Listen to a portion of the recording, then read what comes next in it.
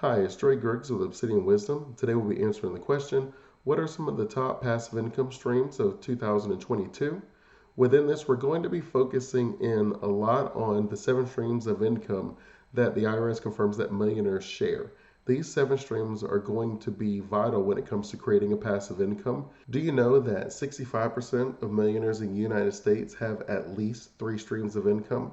And then that number increases. We have like 4, 5, 6, but the goal should be to at least figure out 3 streams of income. Now, most people, you're going to be starting with your earned income, which is not passive. That's the money that you work for. That's going to be like your paycheck from your job. And then from there, you take that money and you start investing in these other streams, which will then be the passive streams. So the second one is going to be profits. So your first one is earned income, second one is profits. Now, most businesses is going to take a lot of work in the beginning where you're not going to really be passive in the beginning, but at some point you could hire employees and staff.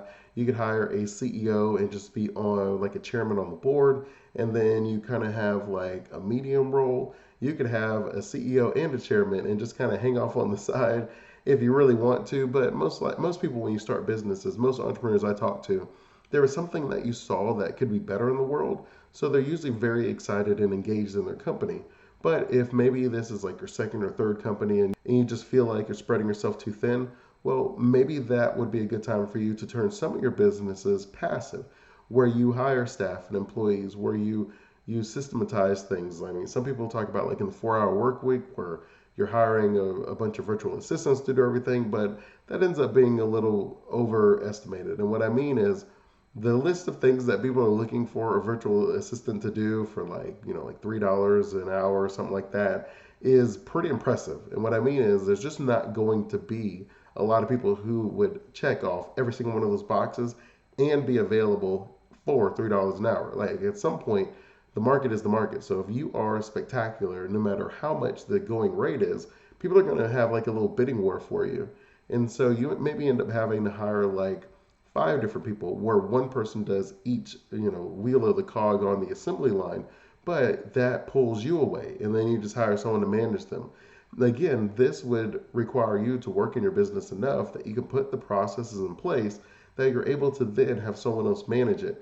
It's very rare for you just to start off and say, this is my business idea and I'm not going to do any of it. Now, obviously people try that, but I'm just saying that that's generally not how it goes. Most of the time anyways, your business is a long-term strategy and you want to keep that in mind. The third one is your interest income. And what that is just money that you earn in like your smaller accounts, like your CDs and things that maybe is like 1% or 2%, some high yield accounts. These are going to be things that aren't really generating a lot of money, but they do generate some interest. And a lot of the time, this is your more liquid money, just things that you want to be able to access relatively quickly. So you're not able to invest it for a long period of time. So because you need it to be kind of liquid and accessible, you're able to trade some of the return where it's like, okay, I maybe only get like a 1% return on this, but at least this money is getting a return. It is growing. And that means it is generating income passively. And that means it is generating income passively for you. Number 4 is your capital gains. So this is going to be the profits from your overall investments. This is one that I encourage and enjoy because it requires less of you. And what I mean is you could start right off and just say, you know what, let me get some index funds, some low fee funds, and then I'll just get a little bit of everything in the stock market, and then I'll let that be just growing for me. And you would just say, okay, I'm going to put like $50 from every paycheck in here. And then as you get a raise, instead of you taking the raise into your overall cost of living, you're able to say, you know what, I'm going to take the raise and add that into it. And then you just kind of keep growing that money. The goal is always the same. For me, passive income, retirement, whatever it is we're talking about and planning for, the goal is at some point to be able to say, halfway there means half of my money is worked for and half of my money is generated because of the money that I invest in something. And so if that's your investments, then that's your investments. But this is going to be your profits. Now, in another video, we could talk about what the cost is and what some of the taxes are, whether you keep the account in the stocks for a year or less or more, and how that changes the way you'll be taxed. But right now, we're just saying whatever your profits are inside of your investments, inside of stocks in particular, this is what we're going to be talking about. These are your capital gains. Generally, it's going to be more than a year and a day. is going to generally get you capital gains. Outside of that, your profits would just be taxed as your regular income. And then five, you have your investment income. And this is going to be where you have people that are like, okay, I'm just going to focus on companies that are paying dividends. Now, while that can work because your dividend is also part of your return, you rarely should be choosing a stock just because it pays a dividend. The good news is there is some safety inside of that because a lot of the dividends being paid, right? If it basically, a dividend is a company sharing its profit. So if a company is large enough where it's like, you know what, I don't need to reinvest my money in the company because my company is so large, we're doing so great that I think we could just give some of the money back to our stockholders, which is phenomenal if the company can do that. But you don't want to open yourself up to just saying, I'm only going to find companies that are going to be paying a dividend because there will be some companies that maybe paid one great dividend and then that company is going to be gone because they were not large enough to sustain that. And then there's going to be lots of companies that they're just under that pressure where it's like, I pay the dividend once and now there's this expectation of a dividend. So I feel pressure to keep paying it. But at the end of the day, a dividend is not guaranteed. A company has to let you know every single year, hey, we're going to pay a dividend this year. And then they usually talk about how great the company's doing. But a lot of the times, you really want to look deeper than that. You want to see if it has a long term sustainable business model that allows you to believe in that dividend. If it does, then you're investing in a great company and a great stock, and the icing on the cake is the dividend. But that also is a stream of passive income. You just have the money, you take it in, you buy the stocks, and then the dividend, you either reinvest it or you live off of it, whatever it is, the ultimate goal for you. But that's just, again, the goal is halfway to your retirement, whatever age that is for you. You want half of your income to be coming in from your investments or whatever that looks like. If you have any additional questions about retirement, I invite you to check out my free retirement planning video training at obsidianwisdom.com/training. In it, I give you the entire wisdometric framework that I use with my clients to help them eradicate financial stress, generate passive income, and build a prosperous retirement strategy. Number six is your rental income. And so this is generally going to be real estate. Now, you could have other rental income, but we're just going to focus on real estate today. And so when it comes to real estate, you're going to be saying, okay, I mean, I know some people that do like where they rent out like their RV. And I know the people who rent out rooms, but we're really talking about real estate in the sense that we're talking about, I mean, probably at a minimum, we're talking about like a mobile home, and at a maximum, you're talking about like a house or a duplex or an apartment complex, something like that, where this money, you own this real estate, and it's not only appreciating where your real estate value is going up, but you're also generating a recurring income from your tenants where they are paying you a monthly rent. And then as a result, that money is then accessible to you to then use that money for other things where you can take the rental income money and then invest that in other things that continues to grow you more money. So it just kind of works with you if you're comfortable with real estate, right? Some people are not. It's not that any one of these is going to work for any and everyone. We're just going over some of the passive income streams that I find to be valuable because the IRS says, hey, look, these are the seven streams that we recognize. And when it comes to millionaires, about 65% of them have at least three of these streams.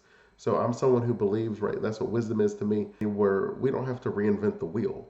If we know that this is what millionaires are doing and you want to be financially free, you may not feel that you want to be at millions of dollars, but when it comes to generating financial freedom, the process would be the same. You would just stop it a little earlier if that would be, your prerogative, your goal.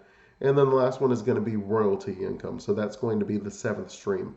So when it comes to royalties, that's really just what it sounds like, right? If you invented something and you were like, you know what, I don't really feel like starting a company. That's a lot of work. How about I take my brand new amazing board game and I just sell it to Hasbro and they give me a little bit off the top whenever they sell it.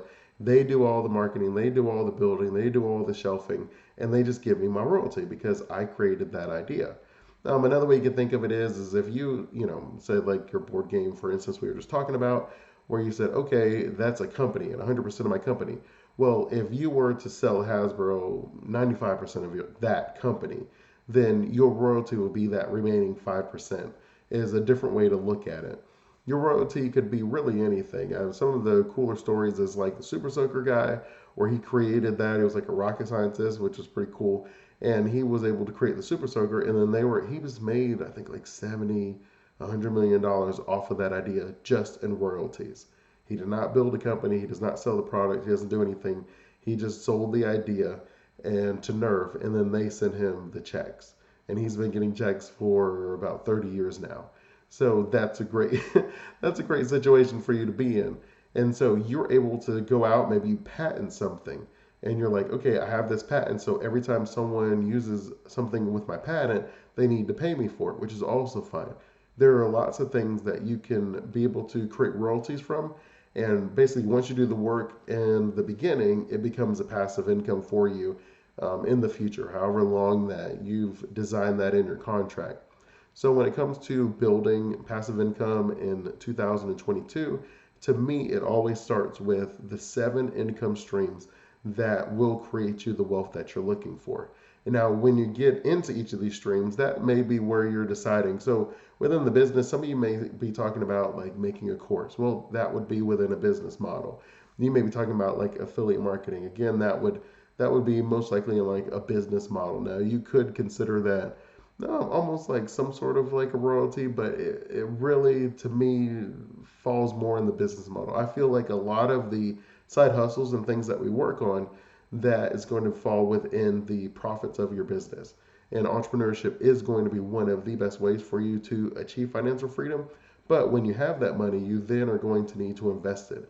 And from that investment, you can either focus on the dividends and the interest income, or you can focus on the rental income, whatever it is. You want to be able to pick at least 3 streams for yourself. And once you have those 3 streams, you just continue to put money inside of those, and then your passive income will continue to grow. And from there, you'll be able to say, you know what? I have enough coming in where I don't have to work, or at least I don't have to work on any projects that I'm not excited about, which is a great place to be, because ultimately, when it comes to freedom, when it comes to passive income, retirement, however you want to look at it, we're really talking about the freedom for you to live the life you want, work where you want, talk to who you want, live how you want, without you having to worry about any of these other responsibilities, where you are generating enough income where you don't have to trade your time anymore. You just have your money buying you more time, which is my goal always, is to help you buy your time back, to achieve your freedom, to be able to choose how you want to live your life. Until next time, Wisdomites, remember, wisdom is asking the right questions to allow yourself to get the right answers. Keep asking those questions, and you will keep getting those answers. Continue blessings.